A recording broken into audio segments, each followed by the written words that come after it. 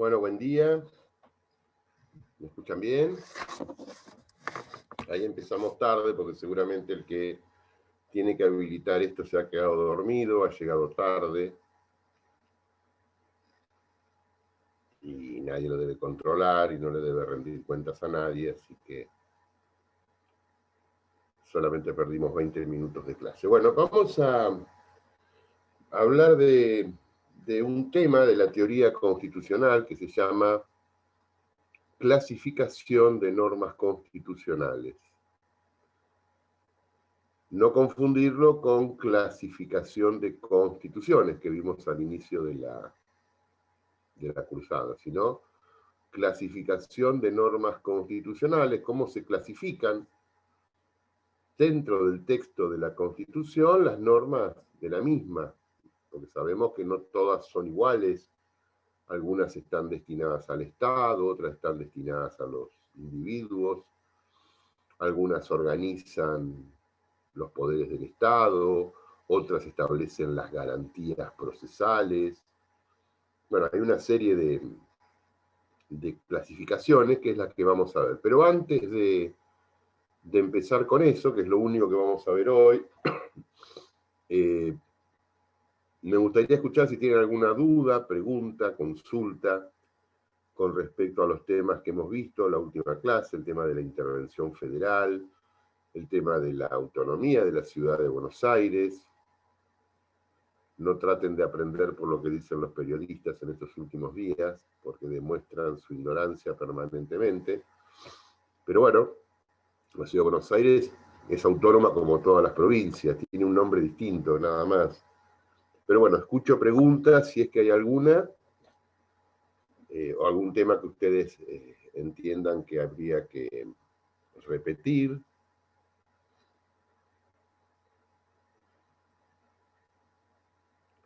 Ninguno tiene nada que decir. Bueno. Buen día, profesor. Buen día, Nicolás. Había dicho que teníamos que hacer acordar sobre la ley Avellaneda, lo último que habíamos visto. Ah, sí, se me va a acordar mañana entonces. La ley Avellaneda sobre nacionalidad y ciudadanía. Sí, el tema no lo habíamos terminado de ver. No lo habíamos... Bueno, sigan, terminen ustedes. ¿Qué cabe decir de eso en vez de mañana? Vamos a hablar un poquito ahora. Nuestra Constitución tiene un gran problema, que creo que lo dije, gramatical, con respecto a la nacionalidad y ciudadanía. Utiliza mal las palabras, repite, confunde, utiliza la palabra naturales para definir al que nace en la Argentina, en nuestro territorio. Habla de naturalización. Es importante, vamos a cerrar, pensaba hablar de este tema, pero vamos a dejarlo por acá. Es importante ver los artículos de la Constitución que hablan de esto. Y en algún momento el Congreso, en la época del presidente Avellaneda, sanciona una ley para establecer los principios a los efectos de que establecer los principios de la ciudadanía a través de la ley. La forma de adquisición, bueno, ustedes la saben, cómo somos ciudadanos por el paso del tiempo, no tenemos que hacer ningún esfuerzo, cumplir años, y a los 18 años, antes a los 21, en la época de Vélez, ahora a los 18 años somos mayores de edad. Automáticamente a los 18 años adquirimos ciertos derechos electorales, como el de votar. Quizás no el de ser elegido, que eso lo vamos a ir adquiriendo más adelante, pero sí adquirimos el ejercicio de los derechos políticos. Bueno, ciudadano es aquel que ejerce los derechos políticos. Esa es la diferencia entre habitante y ciudadano. Ciudadano es aquel habitante que ejerce los derechos políticos y no necesitamos ningún esfuerzo. Fíjense qué simple que es.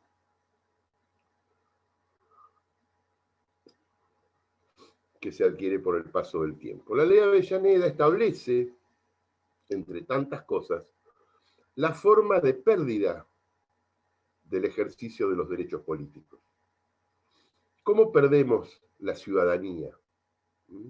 la adquirimos por el paso del tiempo. La Constitución da una excepción, por ejemplo, para los extranjeros, que puede ser otorgada cuando el extranjero realiza hechos relevantes para el Estado Nacional. Por ejemplo, era muy común en la época de la sanción de la Constitución que militares extranjeros vinieran y pelearan bajo la bandera argentina, entonces se les otorgaba, después de un par de batallas, la ciudadanía, y no tenían que realizar el proceso específico que establece la ley, o dejar pasar el tiempo necesario que establece la ley. Pero bueno, eso lo vamos a leer después de la Constitución, cuando leamos los textos, pero la excepción de la adquisición de la ciudadanía mediante el paso del tiempo es para los extranjeros que la adquieren o por el procedimiento legal o por haber realizado alguna tarea descollante en beneficio del país. Y la ley establece cómo se pierde la ciudadanía.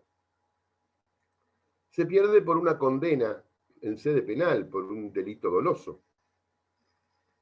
Todos los condenados en sede penal por un delito doloso pierden la ciudadanía en forma inmediata. ¿Por qué? Porque no pueden ir a votar. Todo aquel que tiene una condena penal no puede votar, dolosa. No puede votar, pero no porque esté preso, no porque haya perdido la libertad ambulatoria, sino porque perdió su capacidad de ejercicio de ese derecho político de votar. Entonces, una de las causas es una sentencia penal firme por delito doloso, no por delito culposo. Acá hacemos un paréntesis, no todos los detenidos pierden la ciudadanía, porque el que está en el medio de un proceso mantiene la presunción de inocencia y por lo tanto, entre tantas cosas, desde hace ya bastantes años, vota, lo cual es toda un dato para analizar, ¿no? Aquellas personas privadas de su libertad, pero en el marco de un proceso judicial sin sentencia firme, siguen ejerciendo los derechos políticos. Nos preguntamos de votar. ¿Y pueden ser elegidos? Y pueden ser elegidos. Si alguno se anima a ponerlos en sus listas, pueden ser elegidos y la gente los vota, por supuesto. Pero solamente se pierde cuando tiene sentencia firme. Ahora, ¿una persona con sentencia firme puede ser candidato? Yo creo que sí. No podrá, si resulta electo, no podrá ejercer, porque tiene que esperar la rehabilitación. Y a veces la rehabilitación no es inmediatamente a la finalización de la sentencia, por ahí tiene alguna causal de inhabilidad para el ejercicio de cargo público, o no. Pero nada obstaría a que alguien vaya y vote a una persona que esté cumpliendo una sentencia. Habría que ver si la Junta Electoral lo habilita, porque en definitiva el órgano de control que habilita las candidaturas es la Junta Electoral, aunque sus decisiones pueden ser recurridas a la justicia. Bueno, pero esta ley, a lo que yo quería referirme es a las otras causales de pérdida de la ciudadanía, no solamente a la comisión de un delito doloso. Puede ser que una persona ejerza o realice el delito de traición a la patria, automáticamente pierde la ciudadanía, o reciba alguna condecoración o distinción o medalla u homenaje de un país extranjero sin la autorización del Congreso de la Nación.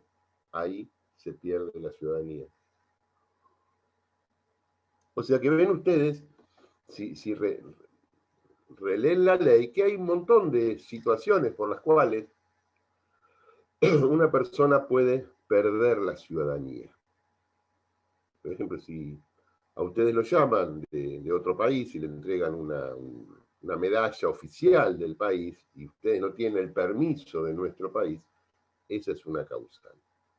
Son causales del siglo XIX, indudablemente, pero se mantienen en la ley y tienen toda una significación.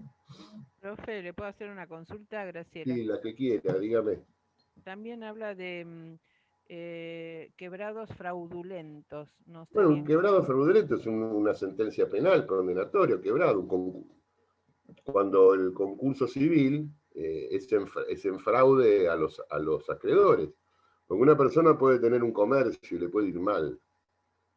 Entonces se concursa porque no le puede pagar las deudas a sus acreedores. Y el juez establece a través del procedimiento concursal una forma establece un procedimiento para ir manteniendo el ejercicio de la actividad comercial o industrial o laboral y establecer un listado, un régimen de prioridades para ir pagando a los acreedores, a los privilegiados, a los quirografarios, etcétera, etcétera. Pero cuando el concursado es fraudulento, cuando el concurso civil es una cuestión, civil y comercial es una cuestión del derecho privado, no es del derecho penal. A uno te puede ir mal en tu restaurante y te fue mal, y te concursaste y hasta por ahí quebraste, y eso no significa la comisión de un delito. Que te vaya mal no es delito. Ahora, cuando el comerciante o el industrial realiza acciones tendientes a no pagar a sus acreedores, simulando un concurso, una quiebra, o sea, estableciendo en el engaño doloso a otro que no te pago porque me va mal, etcétera. Bueno, ahí ya el concurso se convierte en fraudulento. Más que nada cuando uno deja de pagar los impuestos al Estado, que el Estado es el que más controla. Uno puede tener contabilidades paralelas. Bueno, la Argentina es una fiel muestra a veces de los concursos fraudulentos. La quiebra fraudulenta es la quiebra donde el comerciante o el industrial lleva adelante esa acción ilícita a sabiendas que lo está haciendo para perjudicar a un tercero al que no le paga su acreencia, que puede ser el Estado o puede ser el que lo provee de material, o que lo provee de la mercadería para llevar adelante su actividad. Entonces las quiebras cuando son fraudulentas ya se tipifican un delito penal, y el quebrado fraudulento es un delito doloso, ese también pierde la ciudadanía. ¿Usted tiene la ley ahí, tiene el listado? No, tengo el texto de Quiroga Lavie, pero dice así: según prescribe el artículo 8 de la ley 346, no podrán ejercer en la República los derechos políticos los naturalizados en país extranjero, los que hayan aceptado empleos de gobierno extranjero sin permiso del Congreso, los declarados por sentencia como quebrados fraudulentos, o los que tengan sobre sí sentencia condenatoria que imponga pena infamante o de muerte. Y eso le Bueno, iba a ese es el preguntar texto también lo de los original. naturalizados, porque El naturalizado en país extranjero, ya no. Por ejemplo, un argentino. las dobles ciudadanías, pregunto por eso, porque es el No, ahora caso. vamos a hablar de doble ciudad. No existe la doble. Bueno, sí existe, pero a mí no me gusta hablar de ese tema. Para mí es. Sigamos con esto. Un argentino que se naturaliza en país extranjero pierde la ciudadanía. Fíjense que la redacción de la ley es de 1870 y pico, ¿no?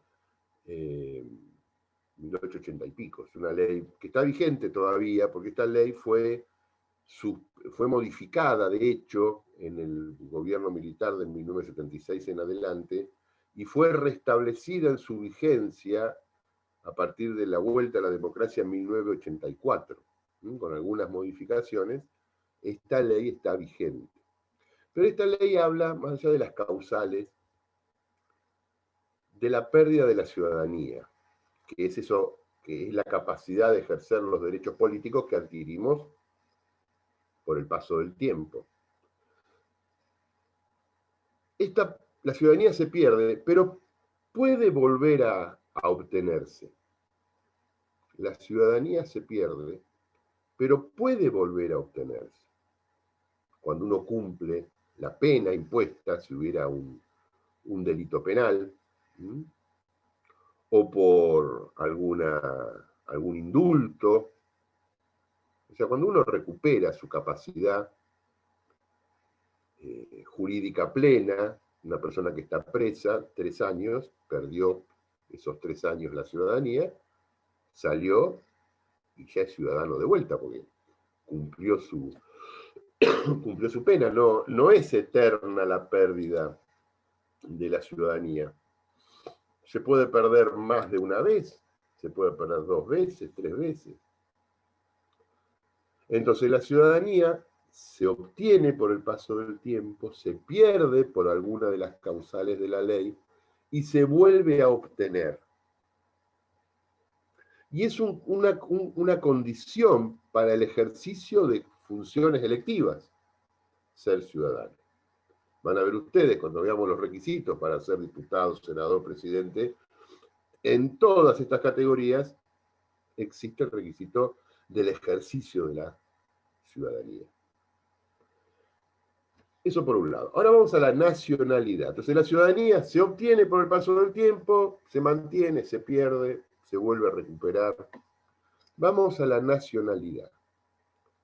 Nacional es una condición del nacimiento. Yo soy argentino porque nací en el territorio argentino.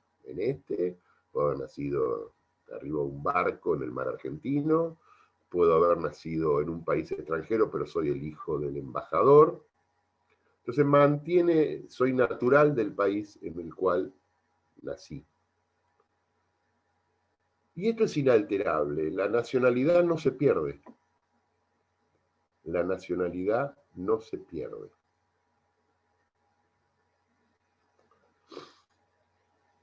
Por lo menos para nuestra legislación. Yo soy argentino porque nací en la Argentina. No importa si mi papá era austríaco y mi mamá era rusa. No importa.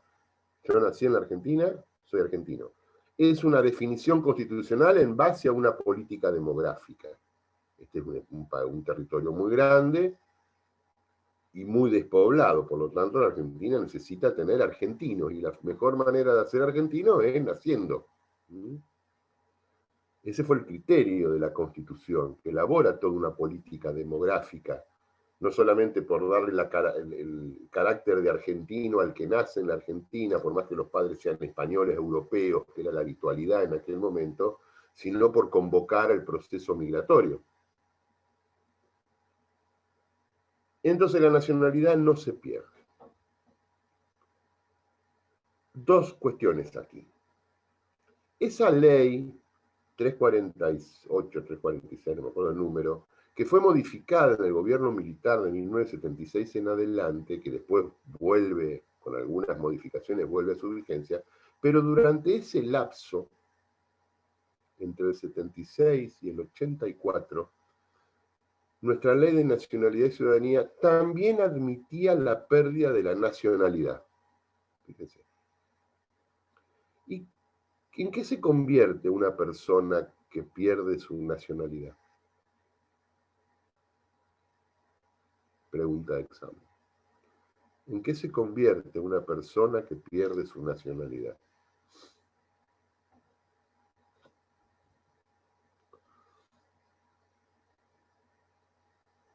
Me puedo quedar hasta las 9:30 hasta que me contesten. ¿En qué se convierte una persona que pierde su nacionalidad?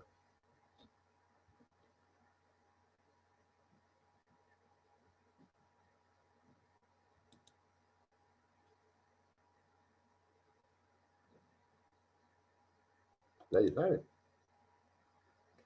En una patria. En una patria. Fíjense que en el mundo hay millones de apátridas. Personas que no tienen nacionalidad porque la Sociedad de las Naciones no reconocen a tal o cual territorio como un Estado. Pero no vamos a irnos tan lejos. Vamos a la Argentina. Las personas que eran detenidas durante la dictadura militar y por ahí estaban en un proceso, no solamente perdían la ciudadanía, que a nadie le importaba mucho la ciudadanía porque no había procesos electorales de por medio, pero sí perdían la nacionalidad, se convertían en apátrida. ¿Y qué le pasa a la patria? el que no tiene patria, el que no tiene nacionalidad, tampoco tiene documento, tampoco tiene pasaporte,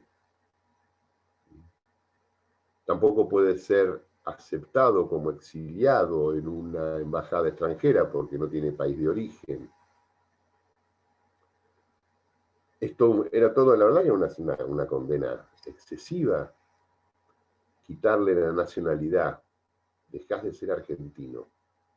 Bueno, podés dejar de ser ciudadano con una condena penal.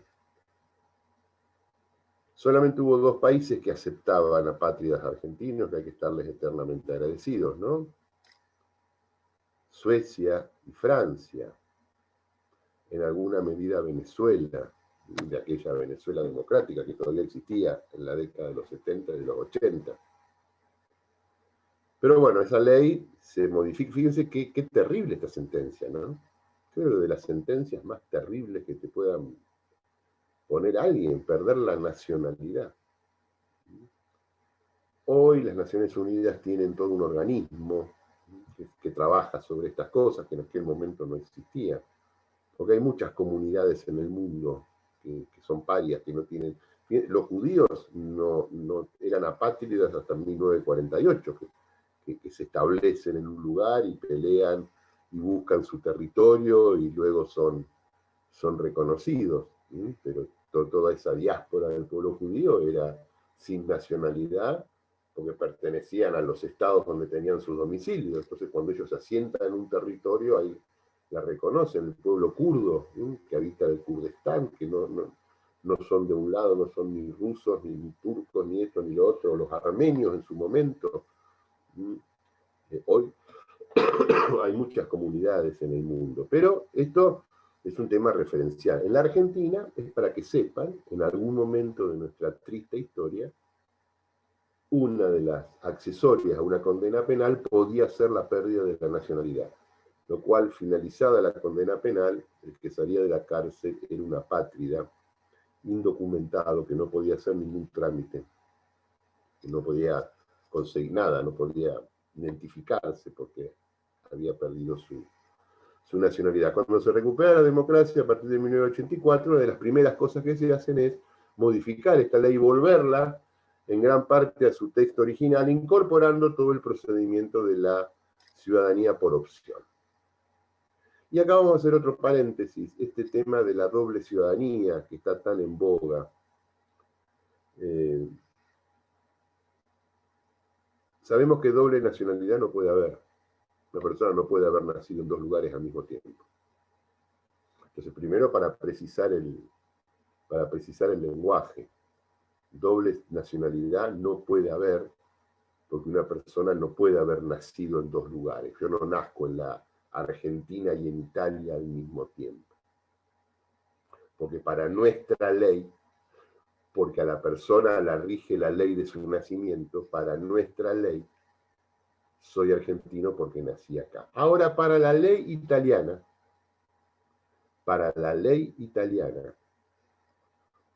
una persona que nace en cualquier lugar del mundo fuera de Italia, pero es hijo de italianos, es italiano, porque sigue rigiendo ese ius sanguinis, es el famoso italiano all'estero, el italiano que está en el extranjero,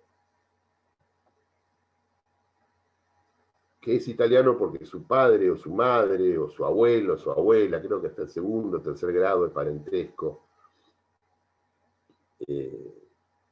la ley los reconoce. Entonces uno, haciendo algún trámite en el consulado italiano, puede intentar obtener eso que comúnmente se llama la ciudadanía italiana.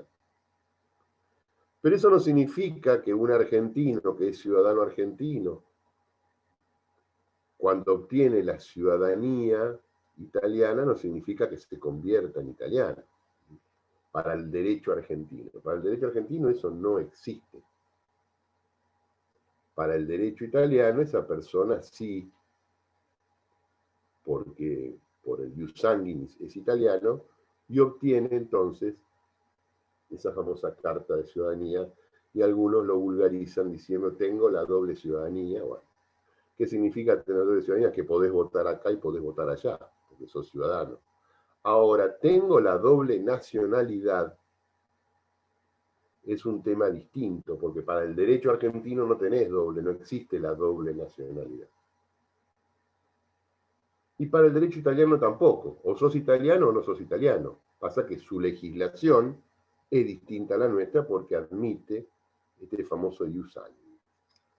Este es el nivel de confusión en el cual muchos viven. Está bien, pero por lo menos nos corresponde a nosotros aclararlo. Lo mismo pasa en menor medida en España.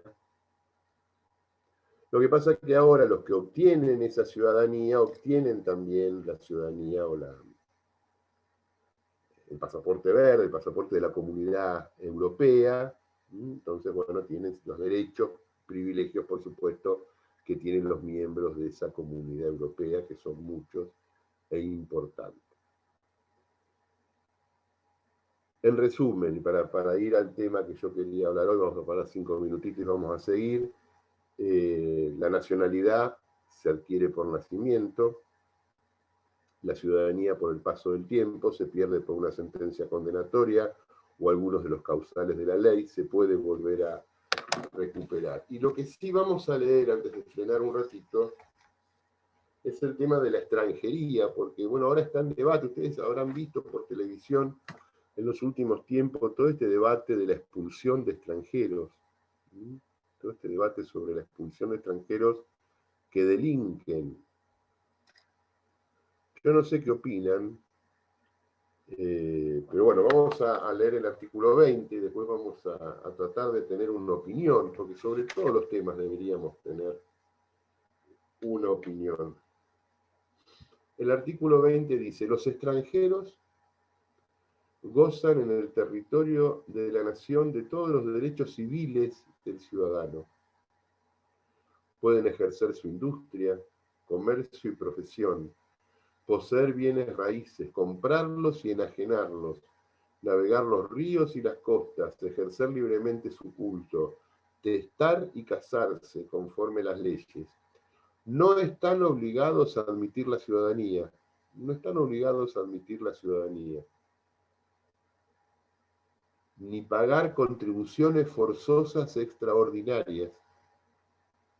Obtienen nacionalización residiendo 2 años continuos en la nación, pero la autoridad puede acortar este término a favor de lo que solicite, alegando y probando servicios a la República.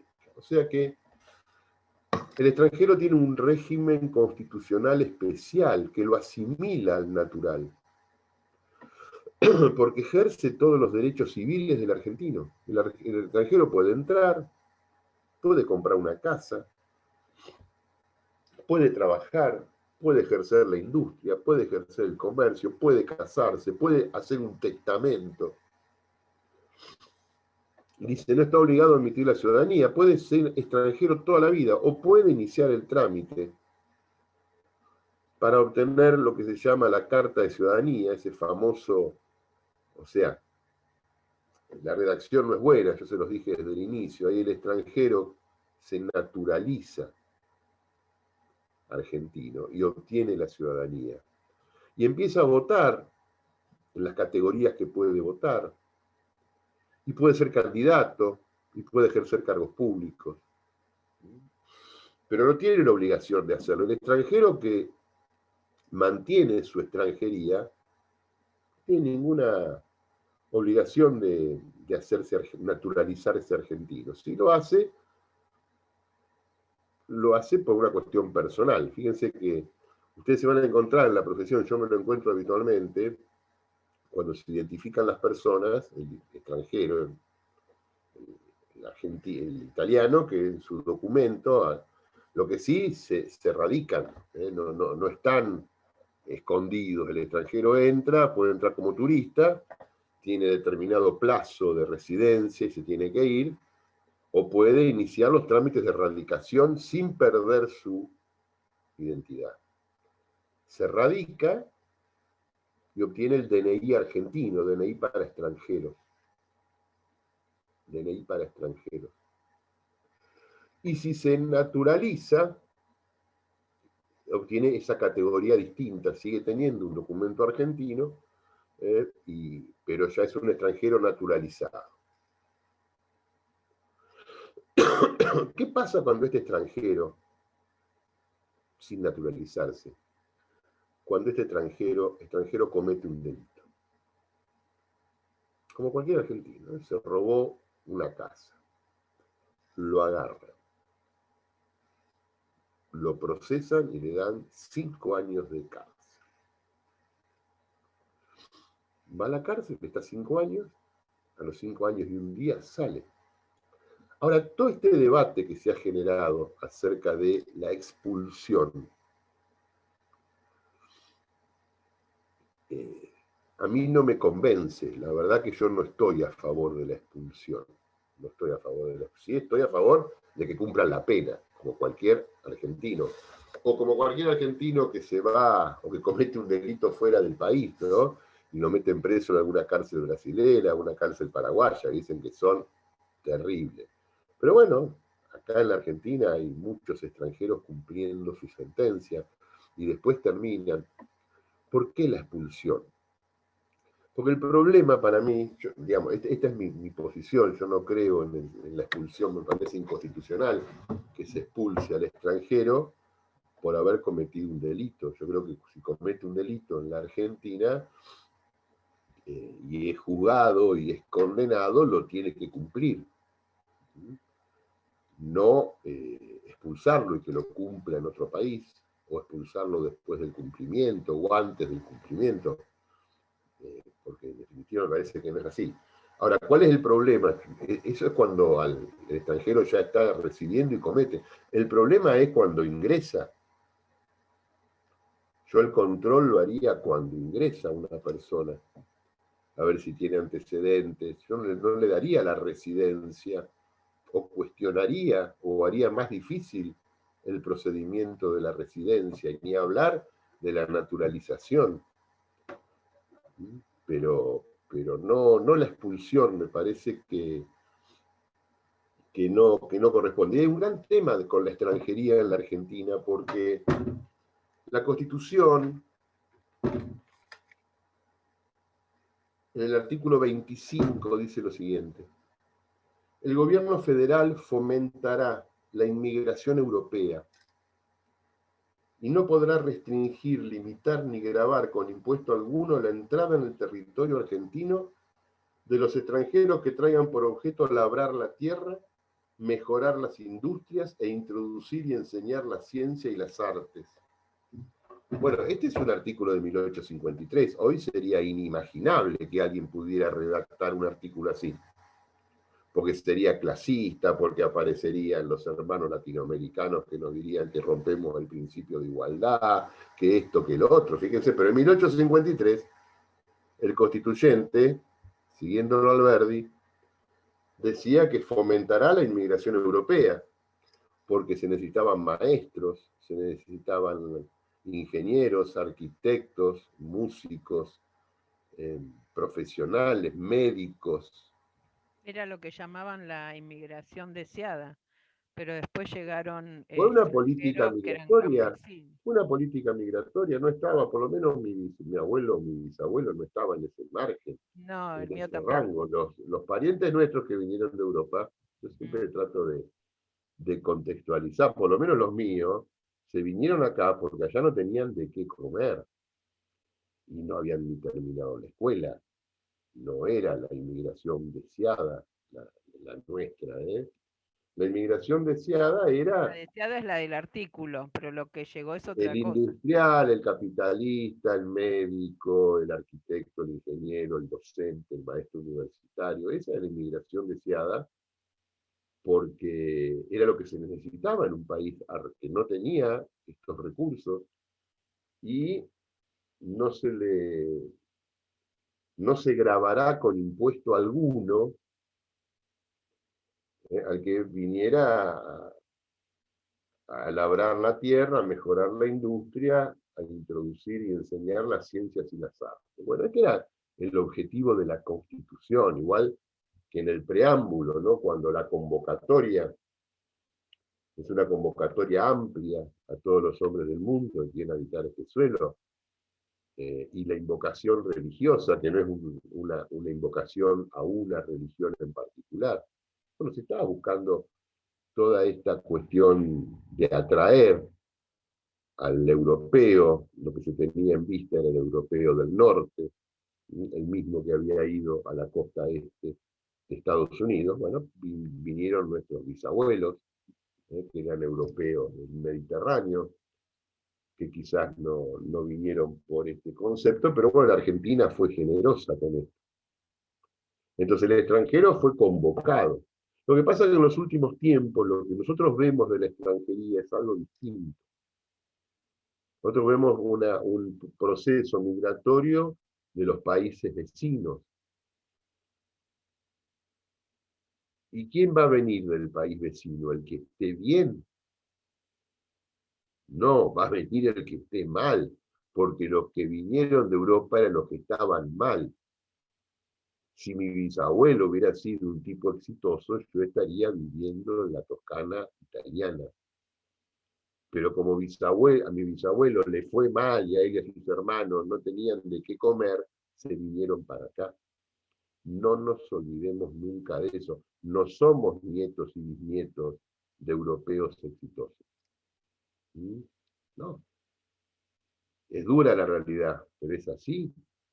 Se venía, como hoy, ¿quién se va de la Argentina? El que no tiene trabajo. ¿Quién venía a la Argentina? El que no tenía trabajo. Y había hambre en Europa. Acá no había hambre, acá no hay tanta hambre, pero en Europa había hambre. Por eso me comían suela. Yo he hablado con mi abuelo. Comían suela. ¿Mm? Y aparte no tenían ilustración, por lo tanto no tenían mucho que hacer. En los últimos tiempos el proceso migratorio de Argentina es parecido, pero no vienen de Europa, vienen de nuestros países vecinos. Y no de todos, de algunos. De algunos. En su momento, en la década del 60 y del 70, venían mucho de Chile, ahora no hay un proceso migratorio chileno. Sí vienen de Bolivia, sí en Perú. En Mar del Plata hay una colonia peruana muy importante, una colonia boliviana muy importante. Vienen del Paraguay y nosotros tenemos una actitud, la verdad, muy discriminadora con el extranjero. A veces se lo han ganado algunos, pero entonces, ¿cuál es la situación? Ahí me vienen a ver, porque compran casas, porque venden, porque tienen que otorgar poderes, porque tienen algún proceso judicial o porque quieren que el hijo vuelva con el padre a visitar a los parientes al país extranjero y que después vuelva, hay que hacer una autorización para salir, entrar o salir del país. Entonces vos empezás a preguntar, ¿por qué están? ¿Por qué no están? Y vienen acá porque en su lugar de origen están peor, si no, muchachos, no vendrían. No vendrían. Pero ¿cuáles son los derechos? Los de la Constitución. ¿Y hay que echarlos cuando cometen un delito? Yo no sé, yo creo que no. Yo creo que no hay que dejarlo entrar si vienen con antecedentes. Eso es distinto. Pero bueno, hay libertad de tránsito y de ingreso. Y tienen todos los derechos del argentino. Por lo tanto, es muy difícil poner límites al ingreso. Entonces se lo agarran con las conductas penales, que son las mismas que cometen miles de argentinos. Sí hay que tener, digamos, es habitual que venga un chileno, un boliviano, un paraguayo, un uruguayo, un brasilero, según la zona es muy habitual. Ahora cuando en la Argentina empiezan a venir venezolanos, bueno, ¿cuál es el motivo por el cual vienen venezolanos? Motivo político, huyen de un proceso dictatorial. Bien. Pero ¿por qué vienen colombianos? Entonces ya empieza la discriminación por el origen. Todos los colombianos son narcos, no hay que dejar entrar a los colombianos. En Mar del Plata hay muchísimos colombianos. Muchísimos colombianos. Pero tenemos el preconcepto, todos los colombianos son narcos. No. No. El extranjero debe demostrar sus antecedentes. Eso es todo un tema en debate. Yo les planteo todos los interrogantes que existen, porque ustedes se los van a encontrar. Es un tema que se está discutiendo en la Argentina. Que según el gobierno que esté le ponen más restricciones o menos restricciones. Igualmente yo no coincido con que el extranjero que comete un delito después tiene que ser expulsado. No sé, me parece que es, bueno, algunos dicen que es una política de orden, es de orden público, porque el Estado, pero bueno, son todas las alternativas que ustedes tienen que ver. Ese extranjero, imagínense si se naturalizó antes de cometer el delito. Vino a la Argentina porque realmente es un delincuente. Un tipo pensante, delincuente, especialista en robar bancos. ¿Dónde voy a robar banco? A la Argentina. Empieza a estudiar, conoce a alguno de ustedes, recientes abogados, y ¿qué les dice? No, flaco, mirá, si vas a robar un banco, primero naturalizate. Porque si te agarran habiendo robado el banco como extranjero, te van a echar del país. Pero si te agarran como naturalizado, o sea, como argentino naturalizado, vas a cumplir la pena y te vas a quedar en el país. Echa la ley, echa la trampa. Fíjense que es el mismo extranjero que se roba el mismo banco. Entonces, según si se lo robó siendo extranjero o residente, tiene una sanción anexa que es la expulsión, pero si se lo robó siendo ya naturalizado argentino, cumple la pena y se queda en el país. O sea, sirve al fondo de la cuestión. Lo que sirve es que no es que cuando venga se lo detecte. Y es una persona con antecedentes y por ahí no se le dé la residencia, que es un atributo del Estado. Porque si entra como turista, no hay ningún problema. Entra una semana, 15 días, entra, se va, o entra con visa de trabajo, como están los jugadores de fútbol extranjeros en la Argentina, con visa de trabajo. Pero si obtienen la residencia, ya ahí hay un acto previo del Estado, y el Estado puede negar la residencia. Y si se la niega, automáticamente la persona se tiene que ir. No es expulsado. Se tiene que ir porque se le venció el plazo de ingreso como turista o como visa de trabajo. Entonces el control está a la entrada, porque hacer un control después que la persona cometió un delito no sirve, porque no sirve que haya cometido el delito. Bueno, vamos a parar 5 minutitos y seguimos.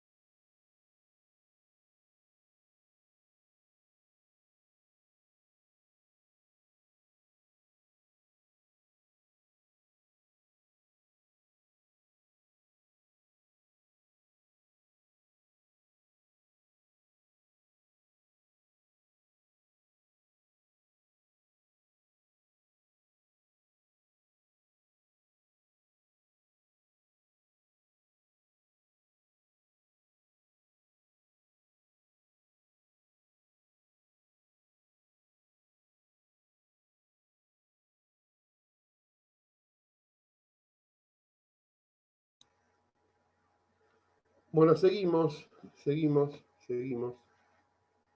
Recién estaba tomando café, estaba pensando, me acordé de algunas cosas que faltaron comentar con respecto de esto. Hay muchos extranjeros que ingresan, o sea, pocos. Hay muchos que vienen como residentes o como turistas y después se quedan, que son los indocumentados. Pero hay algunos que ingresan con la categoría de refugiados, pero es una categoría ya del derecho internacional, en función de los tratados internacionales que pueda mantener nuestro país con la comunidad de países. Nuestro país es receptor de refugiados, y muchas veces están de paso. Hay una comunidad china, fíjense, en Mar del Plata hay una comunidad china y coreana, la coreana menor, pero la comunidad china es muy grande. Y una particularidad, no sé si ustedes están atentos al tema, no hay chicos chinos chiquitos en las escuelas argentinas. Sí nacen, pero al llegar a la edad escolar obligatoria, por lo general son con algún pariente, vuelven a China, donde aprenden el idioma, la gramática, y vuelven otra vez si es que vuelven de grandes. Pero bueno, no los escolarizan, ¿sí? Porque ahí tendrían que sí iniciar el trámite quizás de la naturalización. Y muchas veces están en Argentina como una cuestión de paso para conseguir la naturalización y a partir de ser naturales obtener la visa para ir a algún país europeo o Estados Unidos. O sea que la Argentina también es un lugar a veces o de tránsito o de espera, pero van a ver ustedes que sí el hijo del extranjero de los países vecinos se escolariza, pero yo no tengo datos de que haya en función de la gran cantidad, por ejemplo, de chinos que hay en Argentina, en Mar del Plata, por las industrias pesqueras, por la actividad portuaria, que se escolaricen. Entonces, bueno, es toda una realidad compleja la de la extranjería en la Argentina, porque hay muchísimo, les puedo asegurar, que mucho más de los que pensamos. Y desde el punto de vista, siempre no nos olvidemos que tenemos que analizarlo desde el punto de vista constitucional. ¿Qué dice nuestra Constitución con respecto al extranjero? Que gozan de todos los derechos civiles del argentino y que es una opción que tienen obtener la ciudadanía previo trámite de naturalización, que aparte es un trámite judicial. Si ustedes leen los diarios, bueno, ahora son digitales, pero también lo pueden ver, en la parte de los edictos, cuando un extranjero quiere naturalizarse, inicia un procedimiento ante la justicia federal, obtiene pruebas de su residencia, de la cantidad de años de residencia, de su domicilio, de su actividad laboral, y el expediente judicial, el juez, llegando ya al final, publica edictos para ver si alguien se opone a que ese extranjero, de la nacionalidad que fuera, obtenga la ciudadanía.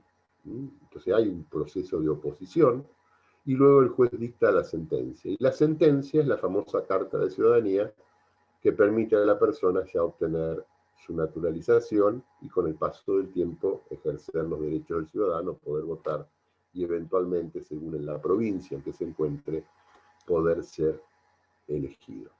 Con respecto al refugiado, es una categoría muy menor, pero hay mucho, puede haber según el momento. Argentina era lugar de refugiados, a veces porque la persona era expulsada o que no tenía condiciones para vivir con seguridad en su lugar de origen, y la Argentina era un lugar. En este momento en la provincia de San Luis hay una comunidad importante de personas de origen sirio que han venido y la Argentina los ha recibido, y la provincia de San Luis se ha ofrecido donde se les da vivienda, trabajo, educación, etc. Bueno, vamos a dejar acá, es un tema, la verdad, interesante y apasionante, la del extranjero y de los derechos que pueden adquirir y del desarrollo que pueden tener. Hay jueces en Mar del Plata de origen extranjero que son naturalizados. Yo les contaba, creo que el otro día, hubo gobernadores en Río Negro, hubo un gobernador que fue dos periodos gobernador, que era un italiano naturalizado argentino. Ha habido diputados nacionales. Bueno, hay ciertas categorías que no pueden acceder para ser presidente se requiere ser hijo de, o sea, argentino o hijo de argentino habiendo nacido en el extranjero, o sea que ahí el extranjero que no tiene lazos de parentesco, de vinculación con un argentino, no podrá acceder a esa categoría, pero podrá acceder a alguna otra. Estos últimos 10 minutitos les voy a plantear el tema que quiero desarrollar mañana, que es la clasificación de normas constitucionales. Para eso yo uso este libro, que es el Tratado de Teoría Constitucional del Dr. Vanossi, tomo 2. Tratado de Teoría Constitucional del Dr. Vanossi, tomo 2. Creo que debe estar en la biblioteca. Vamos a ver el primer capítulo de este libro solamente. Profesor, quería comentarle que averigüé la biblioteca y no podemos retirar libros ni acceder. Bueno, fabuloso, fabuloso. Eso rompe el principio de igualdad, porque no todos tienen un buen sistema de Wi-Fi o de computadora para poder venir a clase, no todos pueden acceder a la biblioteca, pero todos tienen que cursar la materia, o sea que no, los que por ahí tienen la posibilidad de tener algún conocido que le preste un libro van a andar bien, los que no conocen a nadie, como decía Biondi, patapúfete, chao, no pueden estudiar. ¿Qué rompe eso? El principio de igualdad. Hay un derecho a estudiar y no hay una garantía de acceder a los medios básicos mínimos, que por lo menos una biblioteca. Bueno, pero yo lo planteo el tema así. Lo que vamos a ver es cómo se clasifican las normas dentro de la Constitución, que nada tiene que ver a cómo se clasifican las constituciones, que es otro tema distinto de la teoría. Este es un tema específico de la teoría que lo desarrolla el doctor Vanossi. ¿Quién es el doctor Vanossi? Fue un alumno destacado en su momento, titular de la cátedra de Derecho Constitucional durante muchísimos años, uno de los integrantes de la comisión que aconseja la reforma de la Constitución en 1972, fue ministro de Justicia, fue diputado nacional en 2 o 3 oportunidades por la Unión Cívica Radical, fue ministro de Justicia del presidente Duhalde en ese momento tan difícil de la Argentina, cuando Duhalde es electo presidente por la Asamblea Legislativa y en su gabinete, entre tantos otros, lo pone a Vanossi como ministro de Justicia. Hoy ya es una persona grande, tengo el honor de conocerlo, de haber sido alumno de él, de haber asistido a sus clases, me parece una persona brillante. No tengo por qué coincidir en todo lo que ha hecho, pero me parece uno de los mejores profesores y más didácticos de esta materia. En su tratado de teoría constitucional, él, en este tema en particular, hace una clasificación tripartita de las normas constitucionales, y las clasifica en normas por su inmediata aplicabilidad, por su inmediato destino,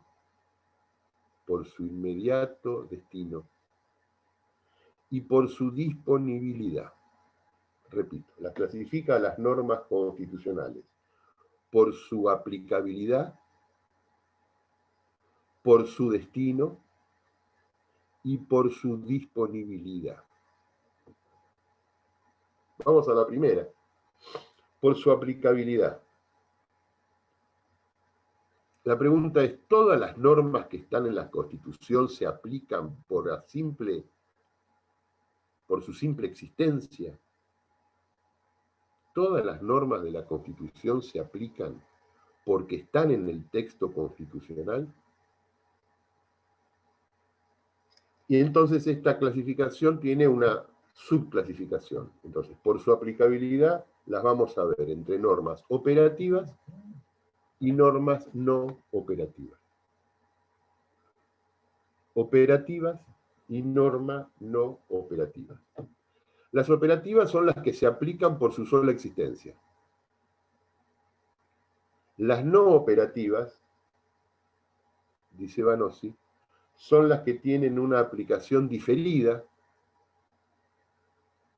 son condicionadas porque requieren de otra norma inferior que las ponga en ejecución. Puede haber retardo en su aplicación.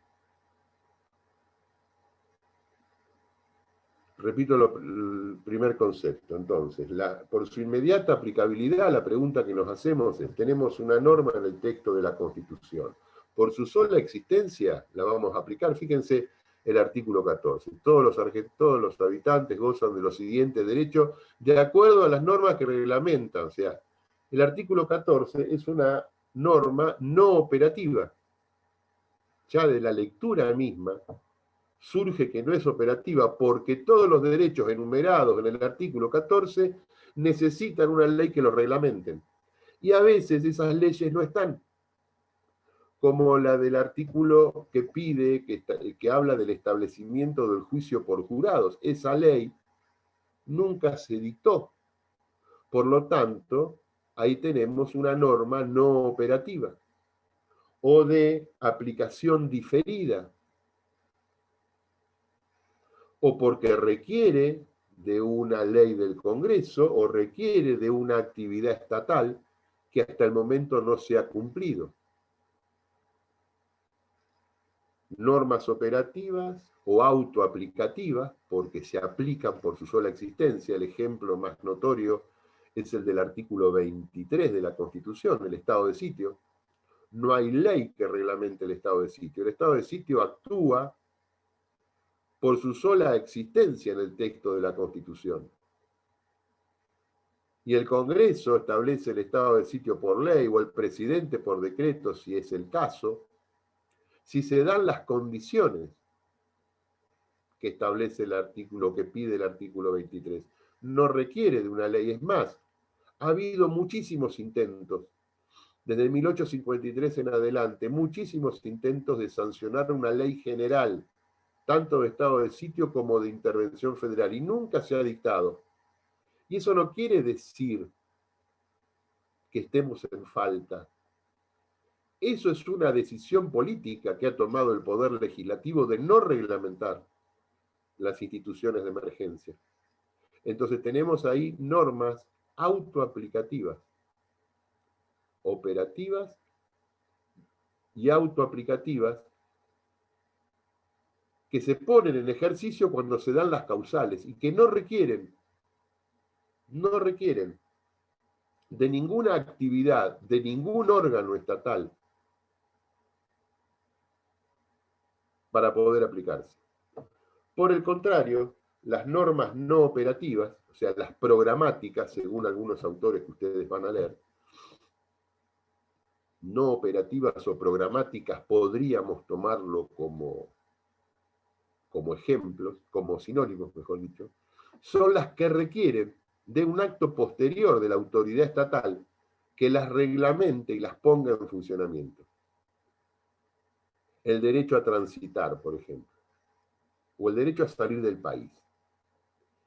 El artículo 14, que todos los argentinos tenemos derecho a salir del país. Bueno, pero ¿es operativo ese derecho? Porque está en la Constitución, yo puedo salir del país.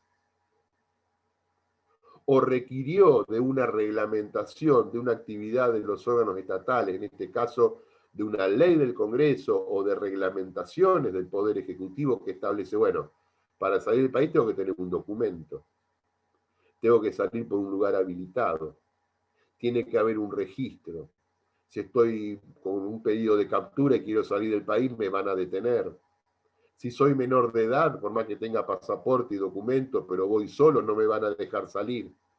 Fíjense la cantidad de restricciones. Eso convierte al derecho a salir del país o a entrar al país o a transitar y circular un derecho no operativo, programático. Y la reglamentación dada por los órganos del Estado lo va a ir reglamentando. Por eso es un derecho de aplicación diferida. Está en la Constitución. Pero no se aplica porque está, se aplica porque a partir de que está, es reglamentado. El derecho a tener educación universitaria es el derecho a aprender en forma genérica y en forma particular, a aprender a nivel universitario. Pero bueno, ustedes cuando se anotaron en la universidad, se anotaron y cuando les dicen, ¿pero por qué se anota? Porque tengo el derecho de la Constitución. No, Le van a pedir, como usted se recibió del secundario, tiene el título del secundario, cumple con los requisitos. ¿Sí? La mayoría de los derechos son no operativos, que necesitan de una reglamentación posterior. Entonces tenemos las normas por su inmediata aplicabilidad, que las dividimos en operativas o autoaplicativas. Algunos autores hablan de normas incondicionadas, sin condición para su aplicación. Y las no operativas o programáticas o condicionadas son normas que necesitan que se dé una condición previa para poder aplicarlas. La condición previa es, bueno, la ley que la reglamenta.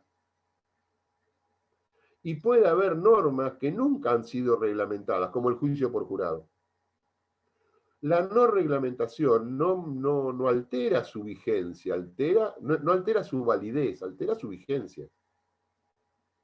No altera su validez, puede alterar su vigencia.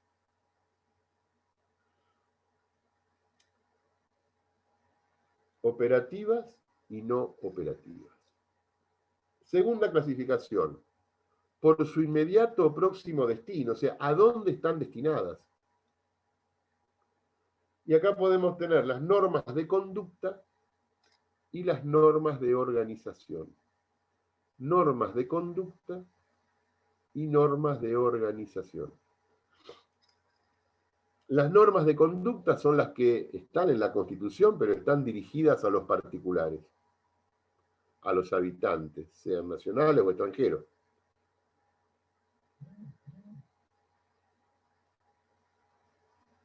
Derecho a ejercer el culto. No puede, digamos, son normas positivas. La Constitución me da a mí una norma positiva. Derecho a ejercer el culto, derecho a trabajar, derecho a estudiar, derecho a ejercer el comercio. Después veremos si son operativas o no operativas, pero bueno, en esta categoría son normas de conducta positivas para el habitante y por lo tanto negativas para el Estado. No puede el Estado impedirme ejercer una religión. No puede el Estado impedirme aprender o estudiar o trabajar. En esta norma que va dirigida a los particulares, que no importa si es operativa o no operativa, ya estamos en otra categoría. Son normas de conducta, son todas las que la Constitución dirige a los particulares. Las garantías, la inviolabilidad de la propiedad, artículo 18. Mi propiedad es inviolable salvo que el Estado, a través de una orden escrita de juez competente, pueda entrar en mi propiedad. Entonces, es una norma de competencia positiva para los particulares, pero negativa para el Estado. Las normas de conducta son de competencia negativa para el Estado. No puede el Estado impedir, son de competencia negativa o prohibida. Si yo cumplo con toda la reglamentación, supongamos, el ejemplo anterior, que quiero salir del país, que es una norma no operativa, pero el Estado me pone una serie o la reglamentación me pone una serie de condiciones. Ser mayor de edad, tener pasaporte, pasar por un paso habilitado, no tener una orden de captura. Listo, yo cumplo con toda la reglamentación de esa norma no operativa. Pero desde el punto de vista de esta clasificación, es una norma de conducta. Si yo cumplo con toda la reglamentación, el Estado no puede prohibirme ejercer el derecho. Es de competencia negativa para el Estado. Entonces van a ver ustedes que no es que las normas constitucionales están en una categoría o en otra. Puede haber una norma que esté en varias categorías de estas que vamos a desarrollar. Normas de conducta, ¿a dónde van dirigidas? A los particulares. Por eso se llaman por su inmediato o próximo destino. Van dirigidas a los particulares. Son de competencia positiva para los particulares y por lo tanto de competencia negativa o prohibida para el Estado. La otra subclasificación, normas de organización. Las normas de organización van dirigidas a los órganos estatales. El artículo 99, competencias del Poder Ejecutivo. El artículo 75, competencias del Poder Legislativo. Los artículos que establecen los requisitos para ser diputado, senador. Los artículos que establecen la organización del Poder Judicial, la competencia federal, la originaria y exclusiva. Son normas de organización. Van dirigidas a los órganos estatales. Son de competencia positiva para los órganos del Estado. Son las normas que establecen cómo se completa el órgano, por ejemplo, Poder Ejecutivo. Son todas normas de organización. ¿Cómo se elige el presidente? ¿Cuánto dura? ¿Qué requisitos? ¿Procedimiento? ¿Competencia? ¿Inhabilidades? ¿Incompatibilidades? Son todas normas de organización. Dentro del Poder Legislativo, ¿cómo se integran las cámaras? ¿Qué requisitos son para ser diputado, senador? ¿Cuánto duran? ¿Pueden o no ser reelectos? ¿Competencia? ¿Desafuero? ¿Inmunidades? Son todas normas de organización. Son de competencia positiva para los órganos del Estado y, por lo tanto, de competencia negativa para los particulares. Esta clasificación tiene sus variantes, no vamos a avanzar, sería para un curso un poco más de posgrado. Y nos queda como última categoría por su disponibilidad. Por su disponibilidad. Y acá hay una subclasificación entre normas imperativas y normas facultativas o discrecionales. Normas imperativas y normas facultativas o discrecionales. El autor Vanozzi dice que todas las normas de la Constitución son imperativas, son de orden público, por lo tanto son irrenunciables. El orden público es un concepto del derecho que es aquel que no puede ser dejado de lado ni aún por acuerdo de partes. Fíjense, yo siempre pongo este ejemplo, es fácil de entender. El contrato de esclavitud. Está prohibida la esclavitud en la Constitución, ¿no? Pero supongamos que yo encuentro a alguien que quiere ser mi esclavo.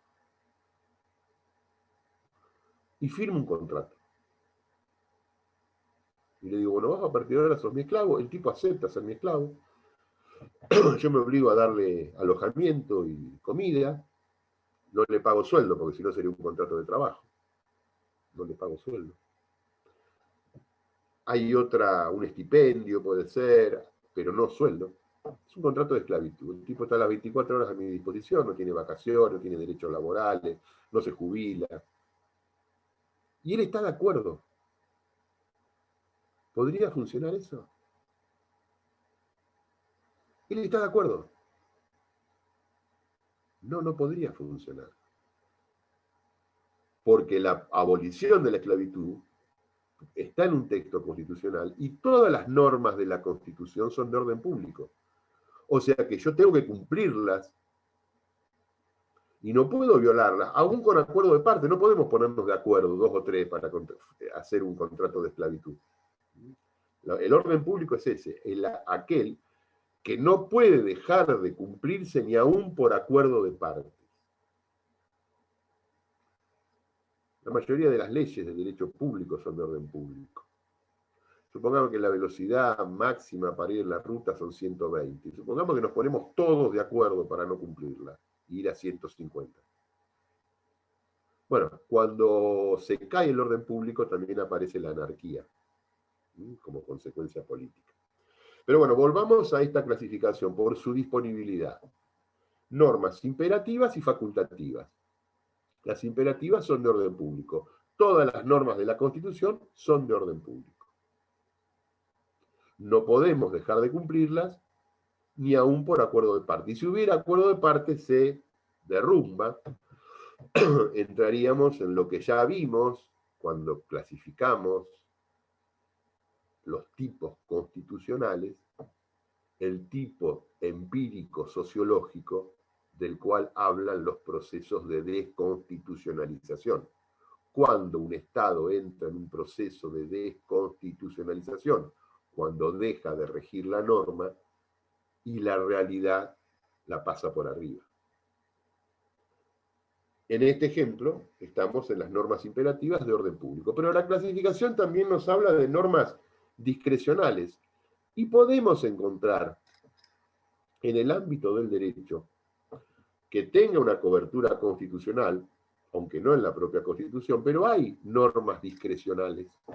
¿Cuáles serían las normas discrecionales?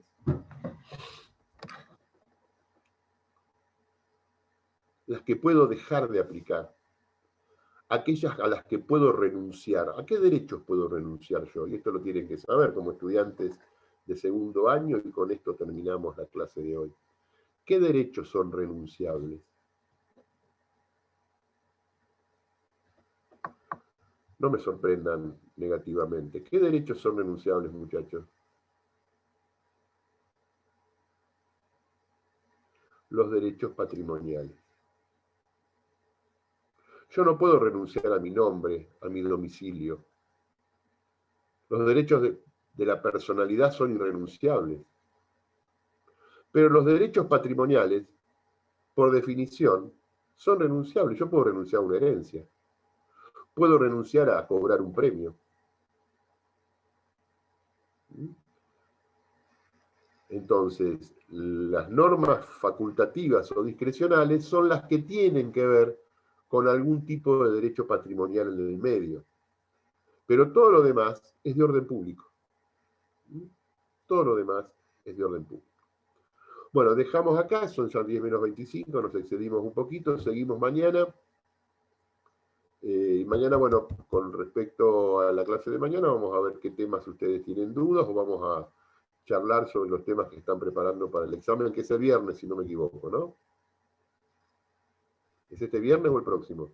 El próximo viernes, 14 de mayo. El 14. Tenemos tiempo. Bueno, listo. Entonces vamos a empezar a hablar de algún otro tema o vamos a empezar a charlar individualmente con ustedes acerca de cómo va a ser ese examen. Bueno, que tengan un buen día y nos vemos mañana. Hasta luego. Gracias.